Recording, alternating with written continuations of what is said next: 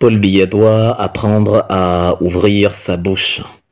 Il doit apprendre à ouvrir sa bouche parce que on n'est pas président uniquement pour les hôtels à Genève. On n'est pas président seulement pour le luxe du palais des taudis ou les plantations d'ananas en Vomeka. On n'est pas président pour les avantages et les droits d'un président en oubliant les devoirs.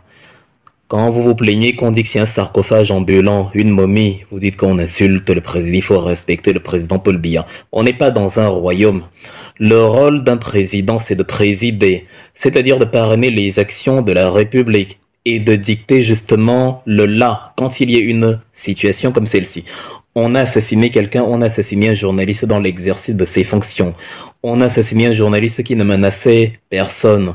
On a assassiné un journaliste devant les forces de l'ordre de Paul Biya, qui représente l'État du Cameroun. On a assassiné un citoyen au nez et à la barbe des policiers qui sont censés le protéger. On a assassiné un enfant de l'État devant l'État, face à l'État, et il a été confronté à l'inertie de l'État et abandonné par cet État-là. On a assassiné quelqu'un, il y a un président de la République qui est dans l'espace pendant que les gens sont en train de souffrir, dans les broussailles où on les amène en pleine nuit pour les déporter, les violer, les agresser. Et il faut que Paul Biya parle parce que ça permettrait qu'il nous surprenne un peu. C'est-à-dire qu'il fasse un peu quelque chose à laquelle on ne s'attend pas. Que pour ses vieux jours, il essaye un peu de se rendre utile, il apporte une plus-value par rapport à l'inertie et au momisme auquel il nous habitue depuis 40 ans. Qu'il parle un peu, s'il a un tant soit peu le sens de la dignité, la notion de la vie humaine. Qu'il parle en s'imaginant que c'était Brenda, que c'était Junior, que c'était Franck. Qu'il parle en s'imaginant que les enfants, les gens qu'on voit dans la rue sont aussi des enfants de gens. Ces gens-là ont aussi des mamans qui ont mal de les voir disparaître, des papas qui ont mal de les voir mourir. Il faut qu'il parle parce que s'il ne parle pas, la pseudo-enquête que son humoriste de la communication, René Emmanuel Sadi, a dit qu'il allait faire, l'enquête, je ne sais, ne va rien donner, ça ne va rien donner. On nous prend pour des imbéciles. Sauf que nous ne sommes pas des imbéciles. Ils ont l'intention de laisser traîner comme ça, comme les 1000 milliards d'enquêtes qu'ils ont ouvertes depuis Angèle Béhanvin jusqu'à Samuel Ouazizi en passant par Benoît Bala. Rien, les enquêtes au Cameroun ne donnent rien. C'est de la poudre aux yeux, c'est du blabla. Il y aura rien du tout. Ils n'ont rien commencé, rien. René Manuel se dit, ne vous a pas dit qui est chargé de l'enquête, quel procureur, quel commissariat, quelle institution, rien. On n'a même pas demandé des comptes aux gendarmes qui étaient présents lorsque monsieur Martinez Zogo essayait de se cacher, essayait de se protéger, d'appeler à l'aide en croyant naïvement que ces policiers allaient lui venir en aide. Les policiers qui sont toujours présents quand l'opposition bouge seulement les sourcils. Les policiers qui sont arrivés chez Olivier Bibounissa, qui l'ont pris dans la nuit devant femmes et enfants. Ces policiers sont incapables de protéger un citoyen qui crie au secours devant la population. Ils assument l'image devant les Camerounais que on peut crier à l'aide devant la police et la police n'intervient pas. Donc en gros, on doit se faire justice à soi-même. Voilà donc pourquoi les ambazoniens, les anglophones ont pris les armes, parce qu'ils ont vu que l'État ne les protégeait pas. Vous radicalisez des gens en leur montrant que vous n'êtes pas à leur service. Or, ils payent les impôts. Or, justement, ils sont censés être protégés sous le parapluie Cameroun. C'est pour ça que j'ai toujours écrit Paul Biya est le premier ambazonien, parce que les malheurs du Cameroun viennent de son inertie. On dit la gouvernance par le silence. Il y a même des voyous qui ont fait des thèses sur les silences de Paul Biya, comme quoi c'est quelque chose qui mérite d'être scandé. Non, le silence, c'est la paresse, c'est la fainéantise, c'est la médiocrité, c'est le néant. Il n'y a rien à écrire sur le silence, puisque c'est le vide. C'est vide, nichts, nothing. Donc, le vide l'a conduit donc à ce type de situation. Il faut que Paul Biya parle parce que les gens qu'on a incriminés, les gens que Martinez Zogo a incriminés dans la prévarication des fonds et qui ont donc commandité son assassinat, ces gens-là sont capables de dire à la police, au chef de la police, tu me la boucles, sont capables de dire aux ambassadeurs, tu veux que je raccroche, ta femme m'a pris mon avion, voilà. Tu es déjà monté dans un jet privé il y a un jour, ce genre d'ineptie, c'est-à-dire, ils ont le pouvoir de dire ça. Ils ont le droit de vie ou de mort sur certaines personnalités de la République. Ce sont des ministres, ce sont des autorités parapolitiques, des ministres officieux, des ministres sans titre connus, mais qui ont en fait plus de pouvoir que des ministres d'État. C'est pour ça que l'enquête ne peut pas aboutir. Ils sont trop puissants. Ils sont au contraire encore en train de réfléchir à tuer d'autres personnes qui vont parler. Ils veulent tuer Paul Choutan. Ils vont vouloir museler tout le monde. De Aristide Mono à Paul Choutan en passant par, je ne sais pas, tous ceux qui vont essayer de dénoncer et de dire que ça ne peut plus continuer, tous les journalistes qui vont essayer de reprendre le flambeau de Martinez Zogo. Donc il faut que Paul Biya parle, s'il a vraiment envie que l'enquête aboutisse, s'il ne parle pas, c'est qu'il s'en fout. S'il attend le 10 février pour vous raconter que vous êtes l'avenir de la nation ou ce genre de choses, que le bandit à lunettes Ferdinand Gongo lui a déjà écrit d'avance, si c'est ça, s'il attend le 10 février là, c'est que votre vie, comme depuis 40 ans, ne l'intéresse pas du tout. La première raison pour laquelle l'enquête ne peut pas aboutir, c'est qu'elle met en, c'est-à-dire elle met en situation un individu très puissant, trop puissant, qui a bénéficié de beaucoup d'argent des financements publics et qui utilise cet argent-là donc pour y acheter les agresseurs qui vont vous tuer, y acheter les hackers qui vont traquer vos appareils dans les réseaux sociaux, et y acheter des petits affamés qui vont venir vous expliquer que non, il est le plus beau de l'univers, ça c'est d'un. Et de deux, ça ne peut pas aboutir cette enquête-là parce que c'est un gang de malfrats, c'est-à-dire dans le carcan des autorités qui doivent justement faire la lumière de cette affaire, il y a des criminels de part et d'autre. Tant et si bien que vous ne savez pas qui a le pouvoir d'arrêter qui peut accuser qui peut inculper qui, vu que les deux camps tomberont, chacun a des casseroles qu'il a sur l'autre et évidemment ils se tiennent par la gorge comme ça, là, donc ça ne peut pas. Il n'y a que leur Nkunkuma qu'ils semblent un tant soit peu vénérer, et encore, ils disent que c'est leur président, Paul Biya. Il faut donc qu'il fasse l'une des dernières actions utiles qu'il peut encore faire, dont on peut garder un souvenir dans ce pays, que voilà un président dans tout pays, même en Corée du Nord. Kim Jong-un vous assassinez un citoyen, si ce n'est pas lui qui a commandité l'assassinat lui-même, vous assassinez un de ses concitoyens, qui était par ailleurs un de ses adorateurs patentés. Il va vous demander des comptes, il va s'exprimer, il va dire que la personne qui a fait ça va être arrêtée, capturée, et il va demander des comptes. René Emmanuel se dit, c'est un no-name, c'est un niemand, c'est un nobody, c'est un no-one.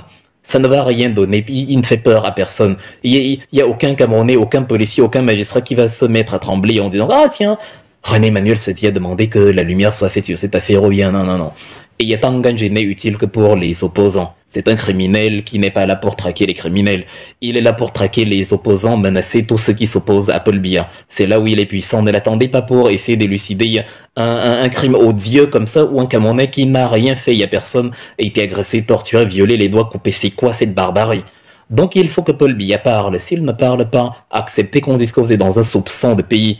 Moi j'ai dit pour que les choses changent, pour que le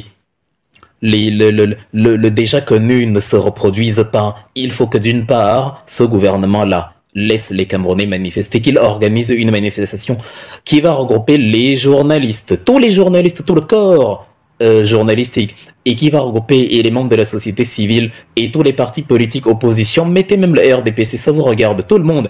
Il faut que tous les Camerounais marchent dans Yaoundé de la poste centrale au palais d'Etoudi, jusqu'au carrefour de la présidence là entre Etoudi et Yemana, pour dire justement devant le portail à Paul Biya que trouve une solution à cette histoire. Ça ne peut pas continuer, on ne peut pas mourir, le pays ne peut pas être un pays excellent dans l'assassinat de ses concitoyens. C'est quoi cette histoire? On est là, il y a en Côte d'Ivoire, ils construisent des autoroutes à tour de bras. Au Sénégal, ils ont le TER.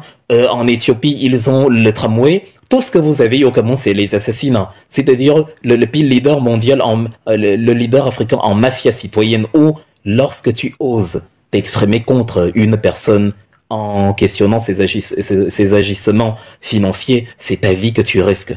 Ça ne dépend même plus du fait que tu soutiens Paul Biya ou pas, parce qu'à l'époque, il pensait que soutenir Biya les protège, mais non, soutenir Biya ne les protège plus. Ça ne peut pas continuer. Donc la première chose qu'il faut, c'est que les gens marchent justement, puissent marcher, que ce gouvernement les laisse marcher, je répète encore, et que cette police qui sait briller pour dire aux opposants, oui, on va vous traquer, on va vous faire ça dur, qui torture au CED, parce que finalement ce n'est même plus le CED, c'est le SET, S-E-T, Secrétariat d'État à la torture, que cette police-là laisse maintenant les concitoyens marcher, parce qu'on avait besoin d'elle pour sauver Martinez Zogo. Elle n'est pas intervenue, on avait besoin d'elle pour empêcher qu'une bande de cannibales attrape un innocent comme ça là, et aille le violer, parce qu'ils sont pervers, je sais pas, avec toutes les femmes qu'il y a au Cameroun, ils ont trouvé de mieux de violer des hommes qu'ils sont prêts à assassiner, c'est dingue.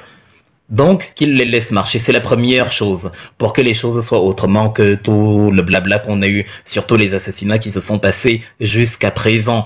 Et la deuxième chose, c'est que Paul Biya qu'il parle et qu'il ordonne lui-même l'enquête et qu'il dise, je demande que les suspects soient interpellés, les principaux suspects soient interpellés, qu'ils soient placés en garde à vue et que l'enquête soit menée et que dans un délai X, les résultats de l'enquête soient rendus. Je veux une enquête impartiale, je veux même une commission qui va regrouper tout le monde, le, la police scientifique ordinaire, les scientifiques de la société civile, les médecins légistes, tout ce que vous voulez pour mener une enquête réelle. Et pour qu'on n'ait pas des manipulations, on va donner de l'argent aux gens, ils vont nous sortir de la sorcellerie sur les papiers en vous disant que bon, Martinez, en fait, il est mort, il avait le Covid. Parce qu'ils sont capables de vous dire ça. Ils vous ont dit par exemple que il y avait un problème de tribalisme et que ceux qui dénoncent les principaux suspects dans l'assassinat de Martinez, ce sont des gens qui sont, je sais pas, hein, d'une certaine région du Cameroun et qui sont jaloux de l'homme d'affaires ou des hommes d'affaires ou des hommes de fer qu'on suspecte d'être à l'origine de l'assassinat de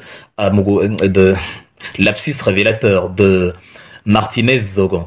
Donc, les noms sont connus, une liste de principaux suspects est présente, tout le monde le sait, sauf la police, la meilleure police d'Afrique. Tout le monde en est conscient, sauf la meilleure police d'Afrique. Il faut que Paul Biya parle donc, parce que on ne veut pas, on dit non. On ne veut pas ce pays-là où tu vas aller et tout ce qui te passe par la tête, c'est que je vais mourir. Je ne sais pas si vous êtes content d'un pays comme ça. Je ne sais pas si ça vous fait plaisir. Oh, tu déstabilises l'image du Cameroun. Vous êtes content de vous réveiller le matin et de vous dire que dans mon pays, la mort marche à nos côtés. C'est quoi cette histoire? On est déjà condamné à mourir en tant qu'être humain, donc on va mourir tôt ou tard. C'est pas la peine de tuer les gens. Je vais mourir, tu vas mourir, Biya va mourir, tout le monde va mourir, tous ceux qui écoutent cette vidéo vont mourir. Et ceux qui vont l'écouter après vous vont mourir. Donc laissez tomber cette histoire de tuer les gens à tout va. Qu'est-ce que ça signifie?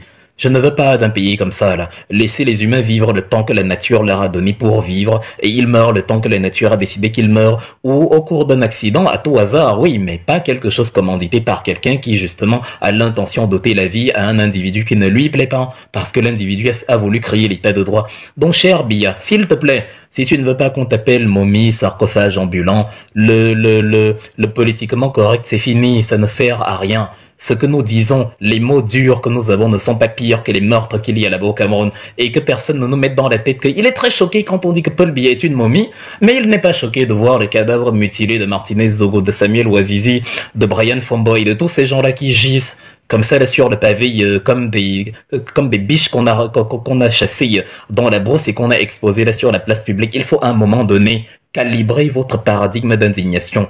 C'est comme ça qu'on a vu des gens être choqués que des bâtiments aient été saccagés, mais ils ne sont pas choqués qu'on tire sur leurs concitoyens, ils leur disent bien fait pour eux. C'est quoi ce pays de malade? Qu'est-ce qui vous y arrive? Qu'est-ce qu'on vous donne? Qu'est-ce qui vous prend? C'est faux. Moi, je n'ai qu'une seule exigence maintenant, c'est que celui que vous appelez président, là, s'il n'est pas dans l'espace, qu'il redescende sur Terre s'il est dans l'espace. Et s'il n'est pas dans l'espace, qu'il prenne les responsabilités qu'on voit dans tous les pays où un président prend le micro et s'exprime, réclamer enfin un pays. Mais vous voyez pas les autres pays, vous n'avez pas envie d'être comme les autres pays. Vous pouvez insulter Ouattara, Macky Sall, eux ils parlent, leurs citoyens les entendent, ils parlent, ils descendent sur le terrain, ils ne sont pas des rois, en ce sens où ils sont dans des palaces feutrés, on les voit seulement quand ils sont obligés de sortir, le 10 février, le 20 mai, le 31 décembre, mais c'est quoi ça? C'est quoi ça? Vous appelez ça un président? Je suis désolé de ne pas me contenter de la médiocrité, je ne veux pas ça. Et si vous êtes assez faible quand je dis cela, c'est parce que même dans la diaspora, il y a des gens qui prétendent aimer le Cameroun et qui sont incapables de prendre les devants et de s'exprimer parce qu'ils veulent voir leurs enfants grandir. Qui vous dit que vos enfants vont grandir? Martinez Zogo était un soutien de Paul Biya, il est mort. Peut-être que ses enfants... Voilà, peut-être que ses enfants ou nos enfants ou sa femme ou sa famille, comme nos familles, nos enfants, machin, sont en danger tout le temps par rapport à nos activités. Que tu fasses ou que tu dénonces ou pas tes enfants, tu n'as pas la garantie qu'ils vont grandir. Tu peux refuser de dénoncer le vol de l'argent de l'autoroute Yaoundé-Douala, mais ton enfant, ton père, ta mère, ton parent, ta femme, ton mari, je ne sais pas, peut mourir justement au cours d'un voyage sur cet axe-là. Il n'y a aucune garantie de voir quiconque grandir. La mort est avec nous de toute façon, tout le temps. Et on accentue la probabilité de mourir en laissant comme ça des malfrats des microbes en cravate tuer tout le monde parce que il ne faut pas qu'on dénonce les prévarications et le vol, le grand banditisme qu'ils ont organisé. Ils veulent créer la voltocratie, la mafiacratie. Un pays où voler c'est bien, on t'appelle excellence, oui monsieur, oui, ah d'accord, pardon. Et pendant ce temps, on brûle avec les héros à doigts là, celui qui a volé, je sais pas, une moto ou un morceau de savon auprès d'une Bayam Salem. Non, ce n'est pas un pays là-bas. C'est un soupçon de pays. Il faut enfin avoir envie, comme nous tous, de créer un pays normal. Donc que Paul Biya parle, ou que Vremil se taise à jamais, il faut de la paix au Camerounais et laisse la place à quelqu'un d'autre qui sait ce que présider signifie.